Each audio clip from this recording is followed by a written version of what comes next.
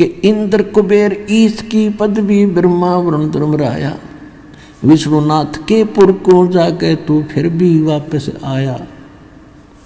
असंग जन्म तन मरता होगे जीवित क्यों ना मरे रे, दवा दस मध्य महल मठ बोरे बहुर न दे धरे रे। कहते हैं असंग जन्म हो गए तो आपने मर्तों को अब जीवित मर के देखे एक बार।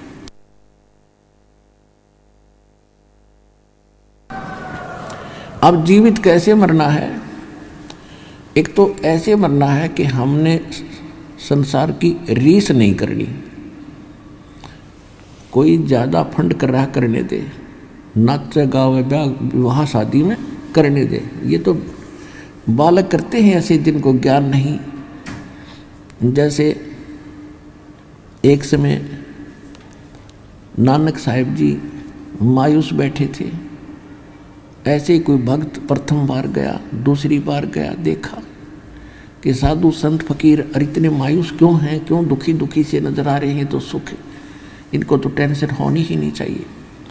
तो उसने पूछा कि महाराज मैंने कई बार देखा है आप खुश नजर नहीं आते। तो नानक साहिब जी ने कहा कि भाई किस चीज़ पे खुशी हो, एक पल में ना जाने यहाँ क्या बिजली गिर जा। कहते ना जाने काल की कर डारे और किस विध ढल जा पास आवे, और जिन्हां ते सिर ते मौत खुड़क दी उन्होंने केड़ा हासा। हमने तो भाई तो दिखा है ना जाने आके बिजली गिर जाएगी। जैसे उदाहरण के लिए अब जीवित मरने के ऊपर बात चल रही है कि हम ब्याह करते हैं, बकवाद करते हैं, डीजे बजाते हैं, फंड करते हैं, नाचते और गाते। एक लड़का ऐसे ही पहले दिन तो खूब नाचे गाए, अगले दिन बारात जा रही थी, दुल्हे वाली गाड़ी टकरा गई, एक्सीडेंट हो गया। दुल्हे समेत रिलेटिव जो खास बैठे आ रहे हैं दुल्हे के साथ में, कोई भाई का बेटे, कोई बहन का बेटे हो, या कोई पति यानी कोई और विशेष, 8 के 8 मर गए इंक्लूडिंग वो दुल्हा। पहले दिन तो नाच रहे थे, कूद रहे थे, और फिर बाल पाड़ रहे, वो परिवार टक्कर मार रहे, हाहाकार मच गया। अब बजा लो डीजे। तो यहाँ संत बताते हैं अगर भक्त बनना है तो भक्तों की तरह चलना होगा, बकवाद नहीं चलेगी, ना भक्ति बनेगी, भगवान रुष्ट रहेगा आपसे। कहते ना जाने काल की गरडारे किस विध ढल जा पास आवे, और जिनाते सिरते मौत खुड़क दी उन्होंने केड़ा हास आवे। तो इन ब्याह शादी में बकवाद नहीं करनी जब भक्त बनना चाहते हो तो। और सिंपल ब्याह करना, कति सिंपल। वचन से बेटा बेटी पराई होती है।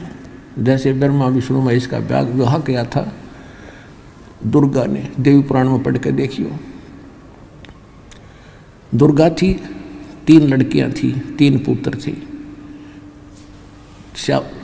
बड़ी का नाम सावित्री, ब्रह्मा से ब्याह दी, विवाह कर दिया, जा बेटा अपना घर बसा। दूसरी का नाम लक्ष्मी था, विष्णु जी से ब्याह दी कि तेरी पत्नी तू इसका पति जाओ, विवाह अपना घर बसाओ। ऐसे पार्वती शंकर का ब्याह दी फर्स्ट टाइम, और जा बेटा घर बसा, हो गया ब्याह। ना को बाती था, ना बराती था, ना डीजे बाजा, ना को हलवाई कढ़ाई चढ़ाई।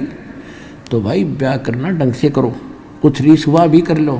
ये बाद में शिव जी की बरात का डर फंड करें, ना शिव जी ना कुछ और, या आप भी फंड करेंगे। तो इस तरह की जो बकवादें हैं ये बिना ज्ञान के हम करते रहे, ये त्यागनी पड़ेगी।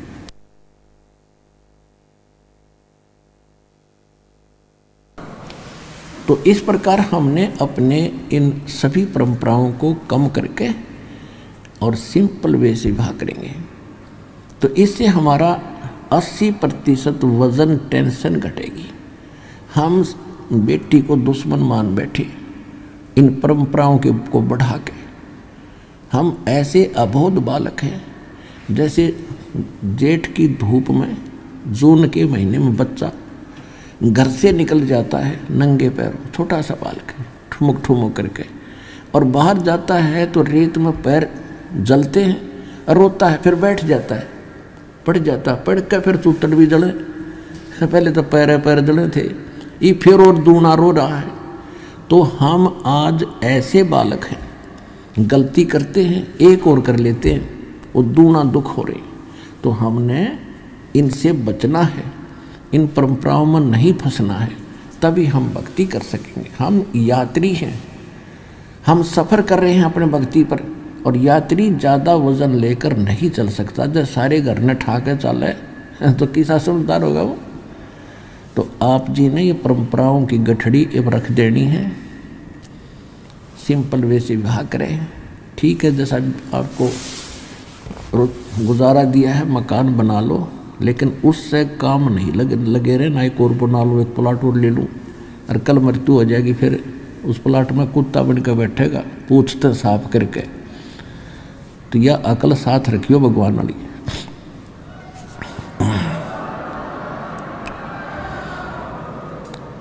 अब प्रसंग चल रहा है कि असंग जन्म तो न मरता होगे, जीवित क्यों ना मरे रे। तो अब अपनी कुछ मनोकामनाओं पर अंकुश लाना पड़ेगा, इच्छाओं को कम करना पड़ेगा। और इच्छा कम होंगी इस ज्ञान से, कहने से नहीं होती है। ये तो ज्ञान खड़ा दिखाई देगा आपको जब बकवादों में मन चल लेगा कि ना भाई नहीं नहीं, ये आदेश नहीं है, और ये यूजलेस है।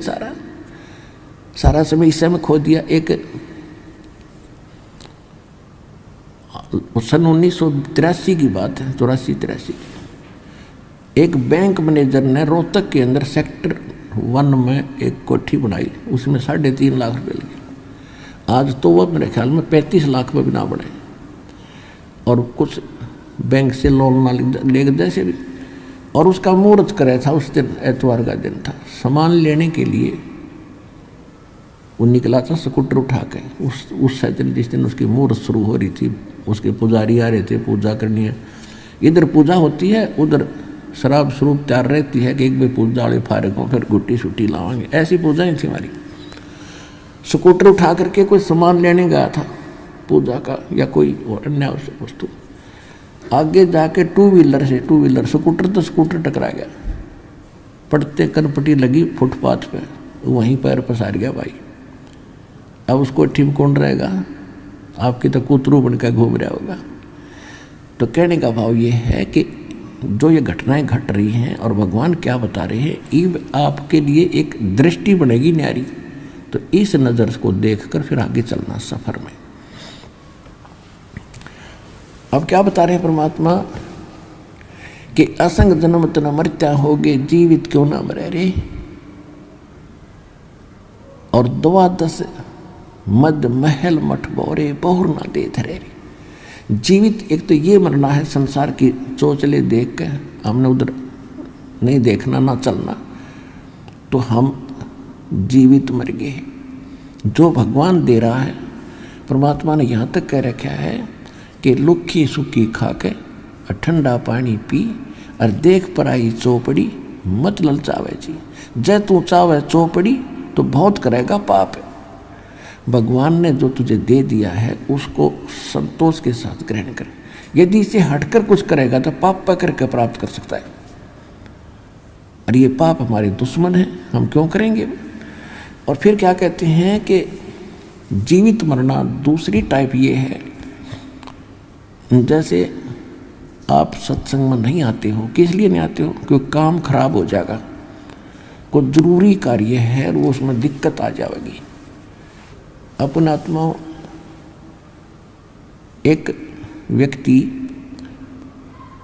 रात्रि में नाइट सर्विस पर जा रहा था और उसने जल्दी थी कि वापस आऊँगा, और वापस आकर ये काम मेरे अधूरे, इनको पूरे करूँगा, इसलिए रात को भी अपने उसमें काम में ही यूज लिया कि वो काम कराऊँ, फिर ये ज़रूरी काम दिन में करूँगा। और रास्ते में नाइट सर्विस एक्सीडेंट होगी, वो वहीं मर गया। वो रह गए धीरे आवश्यक काम जिसके लिए रातों नहीं पड़ा था। अब आप जब वहाँ से चलते हो तो ये खुरापात काल पैदा करता है, कई प्रकार के करता है। परमात्मा ने हमें सतर्क रखा है कि मात पिता सुत स्त्री, आलस बंधु कान, और संत मिलन को जब चले ये अटकावा आने। इनका अटकाया अटके नहीं, डटे नहीं, और संत मिलन को जा, कहे कबीर सो संत है वो आवागमन सा।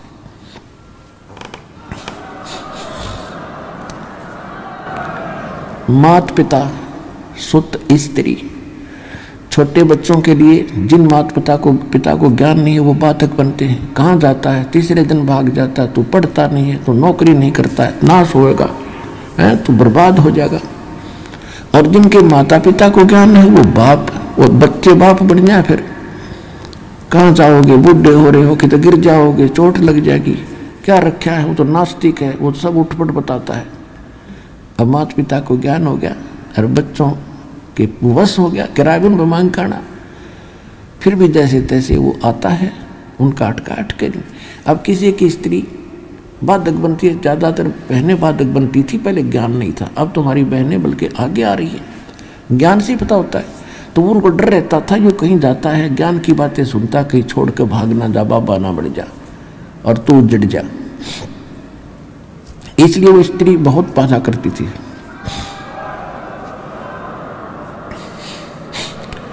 अब बहनों को ज्ञान है, ये आगे को आती हैं तो बाधक बन जाता है, क्या नहीं जाएगी वहां पर, क्या रखा है वहां पर, तीसरे दिन भाग जाती है, ये है। या फिर आलस,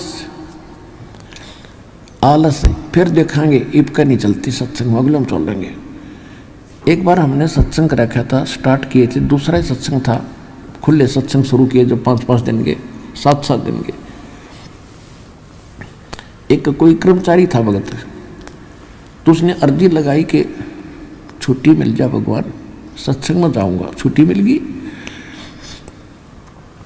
छुट्टी मिल गई तो ने सोचा कल चलूंगा, छुट्टी मेरी सत्संग के लिए है, ने सोचा कल देखेंगे, आज तो थोड़ा रेस्ट कर लूँ। अगले दिन फिर बोला, दूसरे दिन कि श्याम सिंह ने देखेंगे। श्याम सिंह एक रिश्तेदार आ गया, बहन का पति, और उसने लेनी थी भैंस। वो बोला चल मेरा भैंस दिला के ला। अब उसने ना नहीं कर सकता, तो पहले तो गांव में दिखाई, कोई पसंद नहीं आई, फिर दूसरे गांव में, फिर तीसरे गांव, यानी 7वें दिन बिना भैंस लिए दोनों वापस आ गए, इतना सत्संग पूरा हो लिया।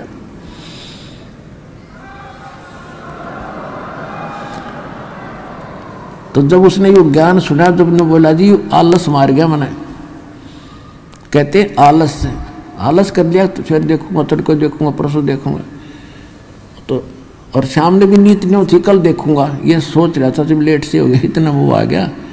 और 7 दिन धक्के खाता फिरा, कि तो गोबर में बड़ा, कि कहीं किसी का सोया, कभी रोटी मिली ना मिली, पैदल चले।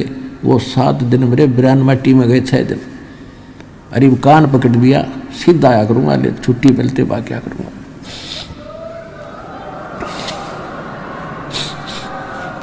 मात पिता सुत स्त्री आलस बंधु कान लोकलाज।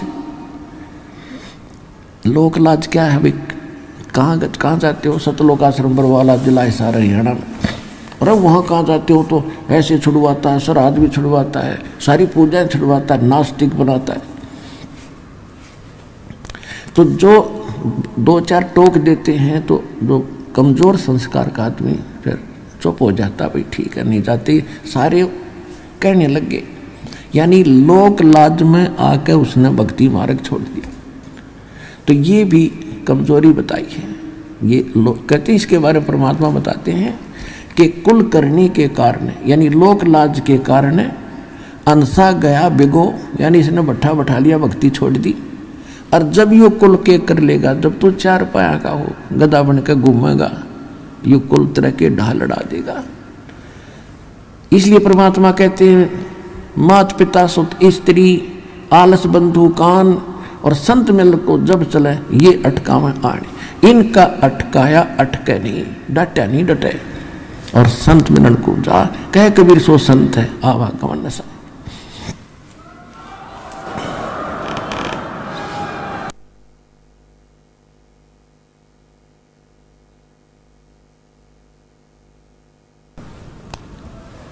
अब जैसे, और दूसरा ये जीवित मरना है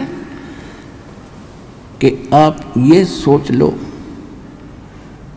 जब सत्संग का समय निकट आवे, फाइनल फैसला कर ले, जब भी महीने में 2 महीने में जब भी आप उचित समझते हो ना, उस दिन टाल नहीं करे। और ये सोच ले कि आज मान लीजिए मैं इस बहाने से, इस कारण से नहीं जा पा रहा हूँ कि वहाँ जाने से कहीं ये हानि ना हो जाए। और क्या पता 1 मिनट में क्या बिजली गिर जाए, मृत्यु हो जाए तेरी, फिर परमानेंट टिकट कट गई, फिर और से काम तो फिर भी रह गया। इब नो सोच ले, हे भगवान मेरी मृत्यु होगी, और जीवित मर के सत्संग की तरफ चल पड़े। और 3 दिन 4 दिन 5 दिन जैसा समय 2 दिन आपका हो यहाँ लग गया। इब 3-4 दिन में कुछ काम खराब हो भी गा तो फिर जाके संभाल लेंगे, और जब परमानेंट टिकट कट जाएगी जब क्या कर लेगा, तो फिर भी होना ही होना है।